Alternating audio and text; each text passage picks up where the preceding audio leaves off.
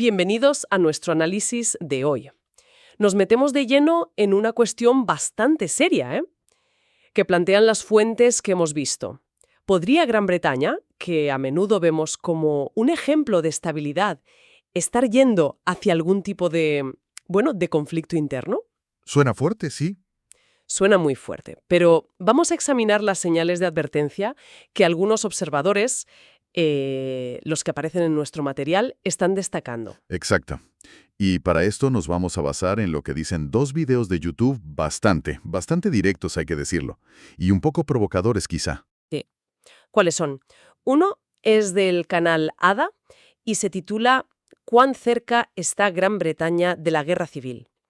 El otro es de The 700 Club y pregunta directamente, ¿está Gran Bretaña a punto de estallar en una guerra civil? O sea, van al grano, ¿vale? Van al grano. Nuestro objetivo hoy es desgranar los argumentos clave de estas dos fuentes. Vamos a ver qué factores dicen que están, avivando las tensiones, cómo podría ser ese conflicto y las preocupaciones sobre la identidad, la confianza en las instituciones, todo eso que mencionan. Importante decir, como siempre, que solo exponemos las ideas que presentan ellos. No es nuestra opinión ni estamos validando nada. Eso es, simplemente contamos lo que dicen. Así que, vamos a desentrañar esto. Empecemos por el vídeo de Ada, ¿te parece? Perfecto. Ada arranca con una idea potente. La identidad nacional británica. Dice que antes estaba más o menos clara, pero que ahora, que se ha fragmentado. Sí. Argumenta que después de la Segunda Guerra Mundial, como que el orgullo nacional empezó a verse con recelo, ¿no? Como algo casi cercano a un nacionalismo racializado. Ya. Y que en su lugar se promovió la diversidad, que está muy bien, pero según nada, sin un esfuerzo claro por definir qué une ahora a la nación. De hecho, tiene una frase muy directa. Dice, la diversidad sin unidad no es una fortaleza, es una receta para el desastre. Uf, contundente. Y conecta esto directamente con la inmigración a gran escala. Pero fíjate, lo interesante es que no critica tanto la inmigración en sí, Sino sino el ritmo y la visibilidad del cambio. Describe cómo se pasó, según ella, de esperar integración, el clásico «ven aquí, hazte británico», a esperar acomodación, o sea, mantén tus valores que ya nos adaptamos nosotros. Y ella misma es inmigrante, ¿no? Lo usa como ejemplo. Exacto. Cuenta su experiencia de haber adoptado las normas británicas voluntariamente y lo contrasta con lo que ve ahora. Se pregunta por qué esa expectativa de integración se ha vuelto, tan controvertida, según su punto de vista. Vale, entonces tenemos esa identidad fragmentada, ese cambio en la expectativa sobre la inmigración, y eso a dónde nos lleva, según Ada. Pues, según su análisis, lleva de cabeza a una desconfianza profundísima en las instituciones. El Parlamento, por ejemplo. El pilar de la democracia. Claro. Pero dice que hay sectores que lo ven cada vez más lejano, egoísta, ineficaz. Plantea que, si la gente expresa preocupaciones sobre inmigración, seguridad, lo que sea, y sienten que sus políticos las ignoran, quizá por leyes internacionales o agendas de partido. Empiezan a dudar de si el sistema les sirve. Exacto.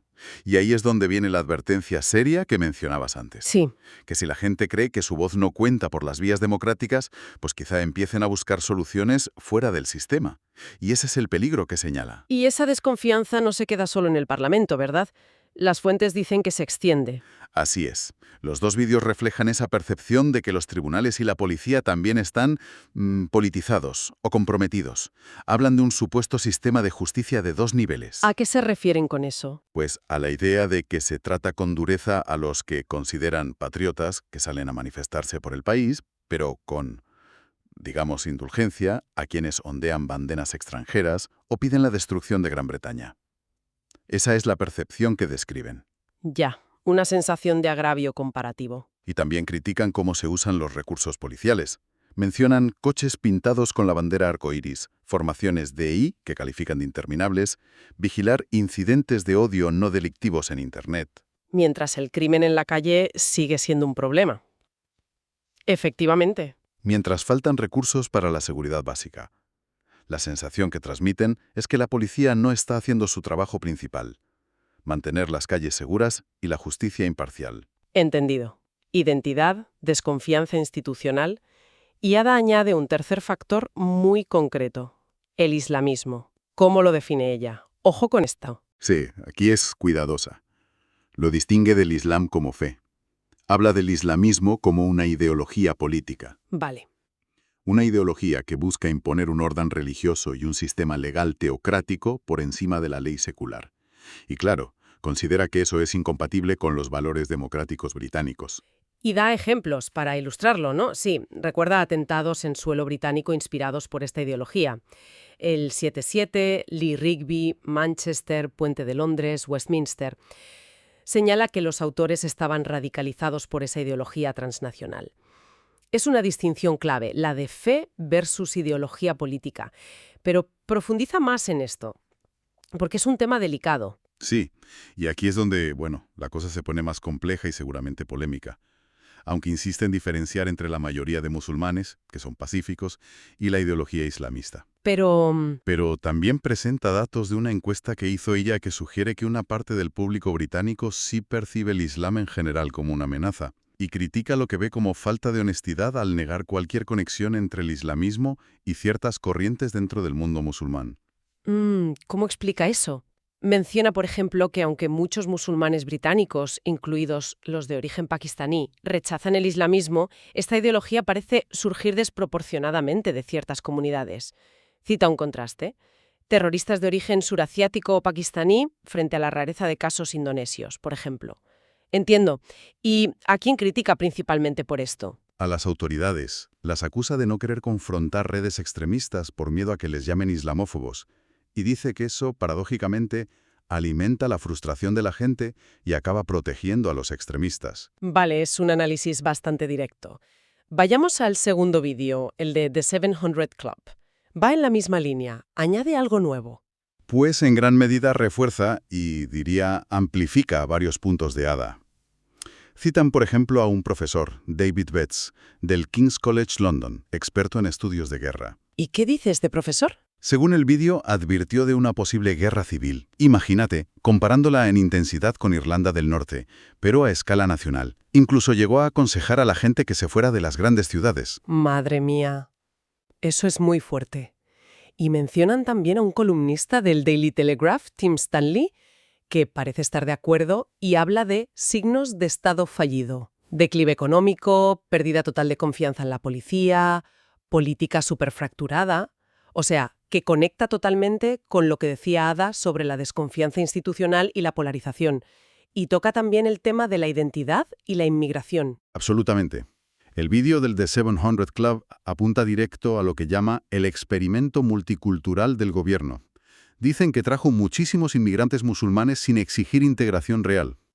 Lo mismo que decía Ada sobre el cambio de integración a acomodación. Exacto, es un eco clarísimo.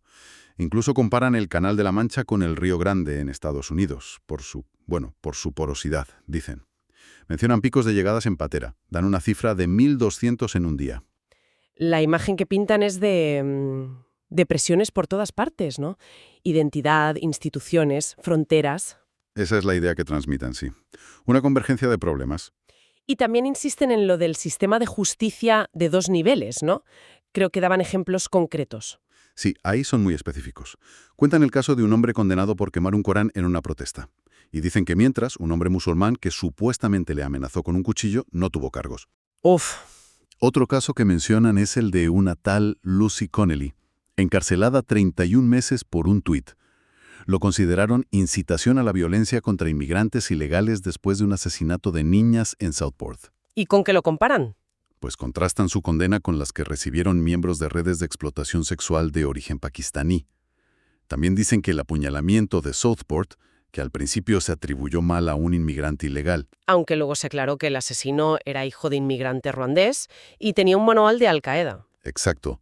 Pues dicen que ese suceso exacerbó mucho la tensión y la rabia. Son acusaciones muy serias sobre el sistema judicial. ¿El vídeo añade alguna otra dimensión?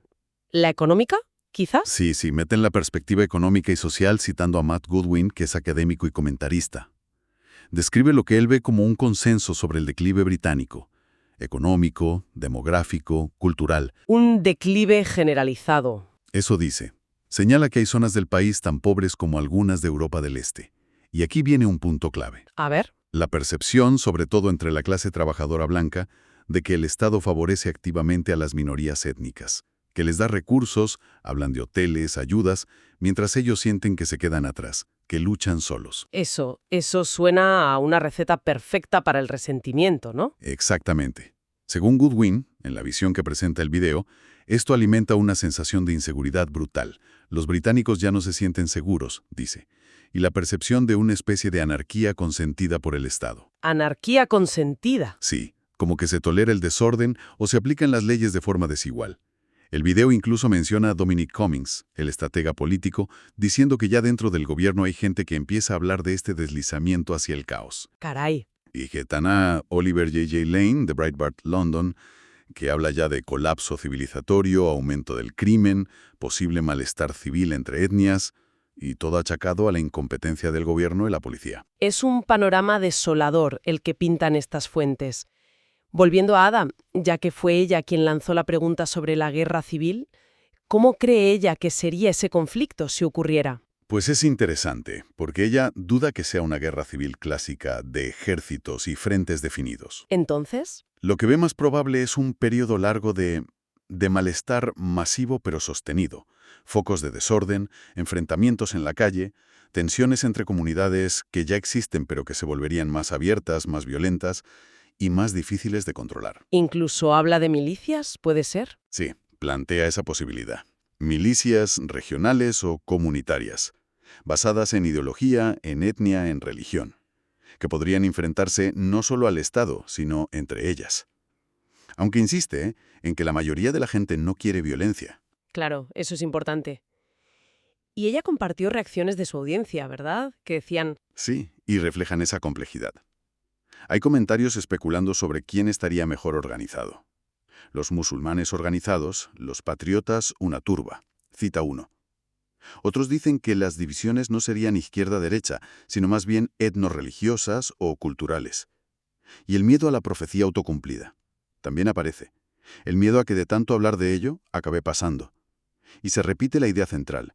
Un gobierno que ignora a su gente siembra inestabilidad. Lo que Ada saca de ahí es cómo la percepción pública, la conversación online, podría estar ya creando el caldo de cultivo psicológico, aunque la mayoría no lo quiera. exacto, el vídeo de The 700 Club también apuntaba a posibles detonantes, ¿no? Sí, sugiere que un evento concreto, como otro atentado terrorista gordo, podría ser la chispa.